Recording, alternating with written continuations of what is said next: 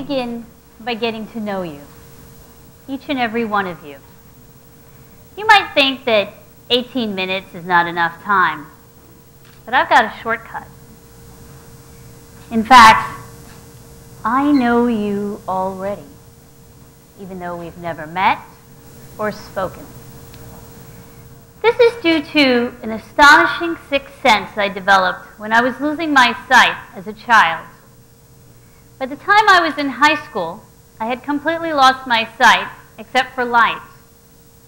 And since then, my ability to read people has grown dramatically. Now, quite frankly, it has reached a supernatural level. So for my first trick today, I'd like to tell you a bit about who you are. I'm speaking to you, only you, not the people next to you or in front of you or behind you, but you. So block everyone else out and just focus on me. You are hardworking.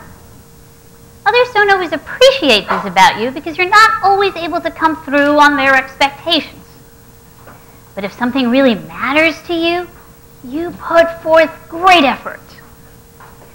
Your measures of success are not conventional, but that suits you just fine because you don't put much store in what the average person thinks. You trust your strong inner compass to guide you well. You're curious, and you enjoy learning for its own sake. Life has dealt you a few harsh blows, but you've pulled through, and you intend to keep up your spirits. There are some great opportunities still ahead of you, and you intend to take advantage of every single one of them. How did I do? If I completely got it wrong, raise your hands. I'm not seeing any hands go up. I probably did a pretty good job. But I'm guessing that you're probably not as impressed by my sixth sense as I'd like you to be.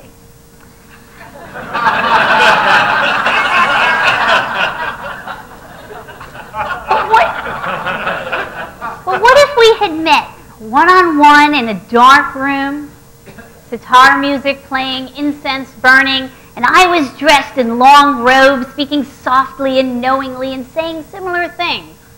Would you have been more convinced? And the fact that I'm blind, would that have made me even more convincing? Other roles in which you might find me to be fairly convincing include masseuse, musician, and lawyer.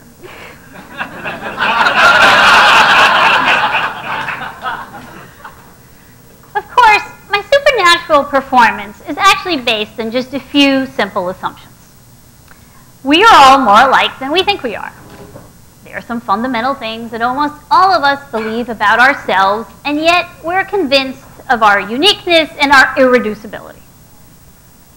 There are some fundamental things that we all believe about other people. We rarely admit to these things out loud. The trick then is not the one I played on you, but the one that we all play on ourselves. We convince ourselves that our individuality prevents any strangers from knowing us, and so therefore if they do know us, they must be spies or seers. What fascinates me, an ordinary academic, with no superpowers at all, is how far we'll go to maintain the belief that we are absolutely, definitely not like other people. Take, for example, my husband, Garud. He's in the audience today, and I thought I'd share a little secret with you about him. A few years ago, I woke up at 3 in the morning, and I rushed down to the Apple store on 5th Avenue to get him the birthday present that he really, really wanted, the new iPhone 3G. He told me he wanted the black because the black doesn't get as dirty, and it looks sleeker than the white. By 10 a.m., just as I was putting in the order, he rushes into the store, looking all frazzled, and switches the order. "I'm sorry, sir, can you switch it to the white?" "The white," I say? "But you told me you wanted the black." I looked it up online. Everybody is buying the black, and haven't you seen what everybody else is carrying out the store? Of course I hadn't.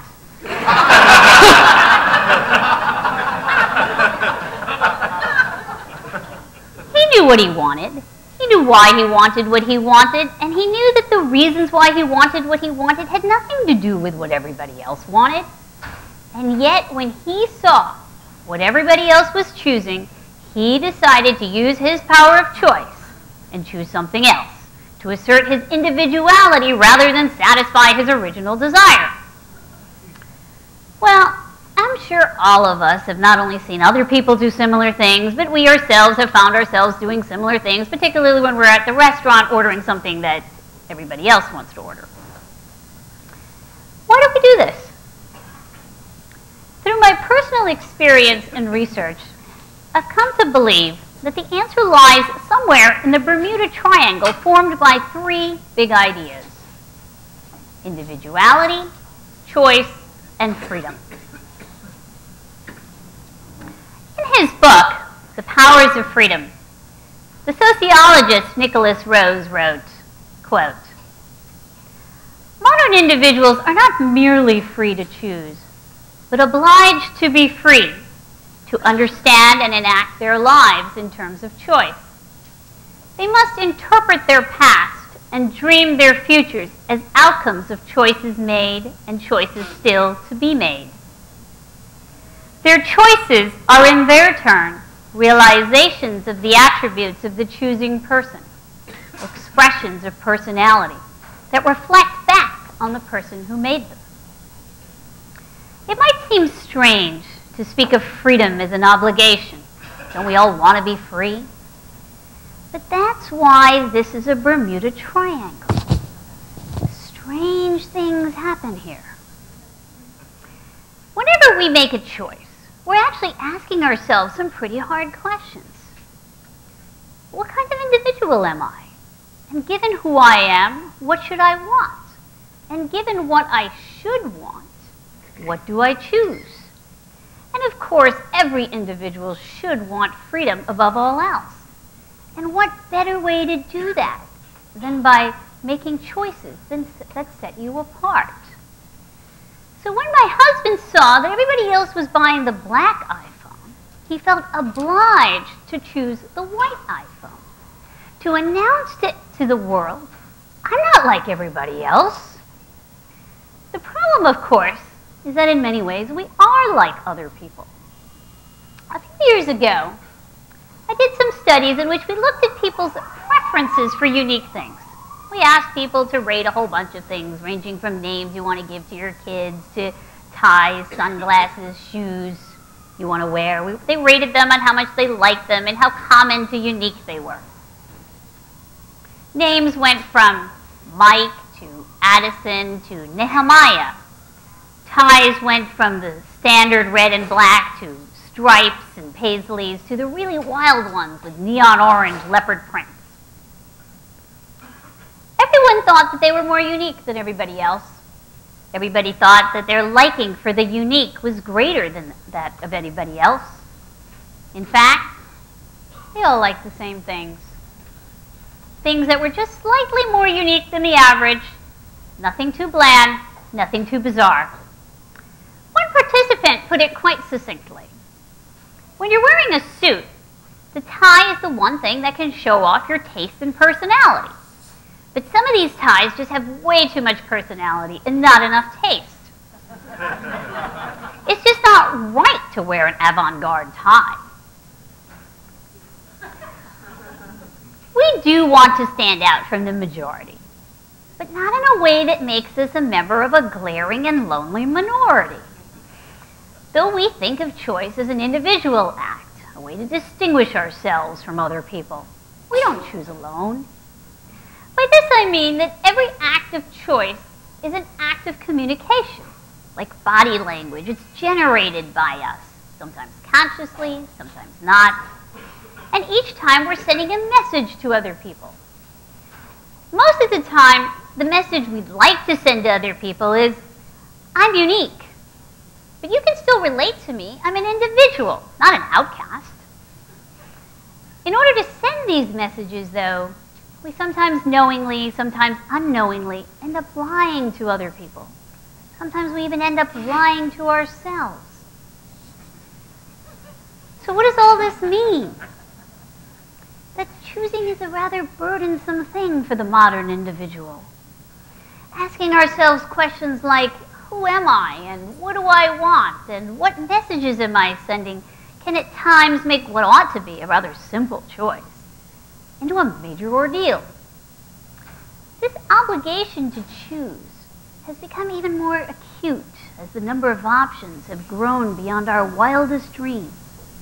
Just think about it. Today, we can choose our careers, our spouses, where we want to live, where we want to travel, how we want to schedule our entertainment, which one of 100 different kinds of jams we want to spread across our toast.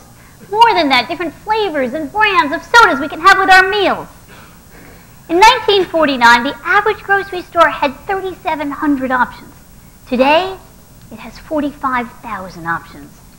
The typical Walmart, 100,000 products. Online, you have 27 million books, and the last time I checked, you have 15 million date possibilities available to you on Match.com. This brings me to the second trick we play on ourselves. We believe that the more choice we have, the more fully we can realize our individuality. Well, let's take a choice that's all about who we are and what we want. The choice of who to date. A few years ago, I ran a series of speed dating events with Columbia University students. We asked them ahead of time, what are you looking for in a date? How important is it to you that this person be good-looking, intelligent, ambitious, sincere, kind, all the usual suspects. During the event, each candidate met with either 10 possibilities or 20 possibilities, 4 minutes apart. They rated each person that they met on those same attributes which they had earlier said were important to them. They also said, yes or no, do you ever want to see this person again? Who did they choose?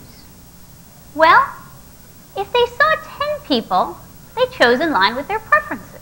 If they said they wanted somebody who was funny, well, they chose the person that they thought was the most hilarious.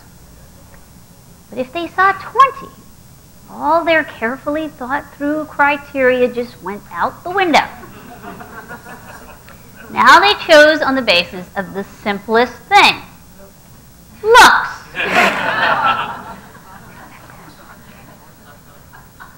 Dating is one of those areas in which we most value choice. We think we need it in order to find that right individual, the unique complement.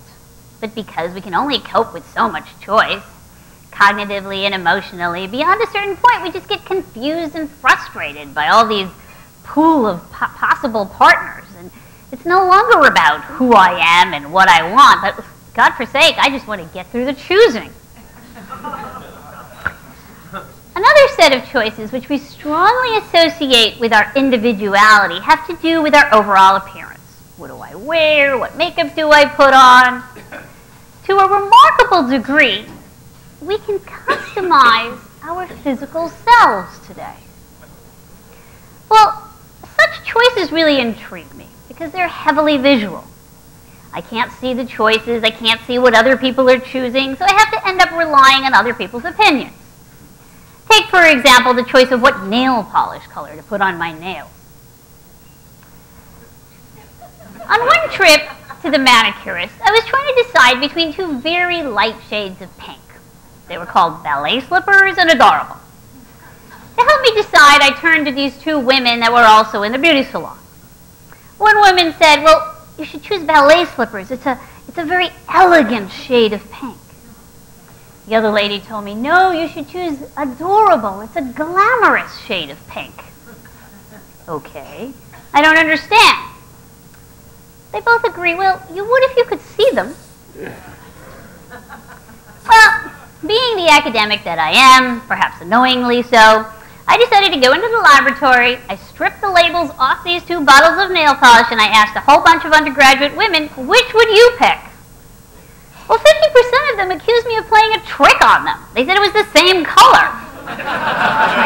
Okay. Of the other 50% who could actually tell them apart, well, they told me to pick adorable. Then I put the labels back on. Now, more of the women told me to pick ballet slippers. All right.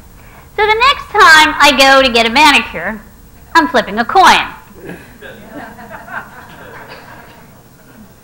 The difference between pink and blood red is a meaningful one because the choice actually says something about what I might want. The difference between ballet slippers and adorable, though, barely exists. Ever-increasing choice means that we start to assign importance to what amount to meaningless differences. If this choice is available to me, then it must stand for something, right? And it's my job as a free individual to pick the one that stands for what I stand for, that sends the right message about who I am and what I want. Now, there's no doubt that the more choices there are, the more inclusive it is of a wider range of people. For this reason alone, we can't just start crossing choices off the collective list. But we have to ask ourselves, how much choice do I really need? Which choices are worth it? And which ones just distract me from my larger goals? How free am I if I am bound by the need to choose? Choice allows us to imagine a better self. It enables me to go from who I am today to who I want to be tomorrow. But as we make this journey, we need to watch out for that Bermuda Triangle. And what's the third trick that completes this triangle? We believe that we are most free when we have no constraints. So when we're caught in this Bermuda Triangle made of 3 mind tricks, we end up believing 3 things.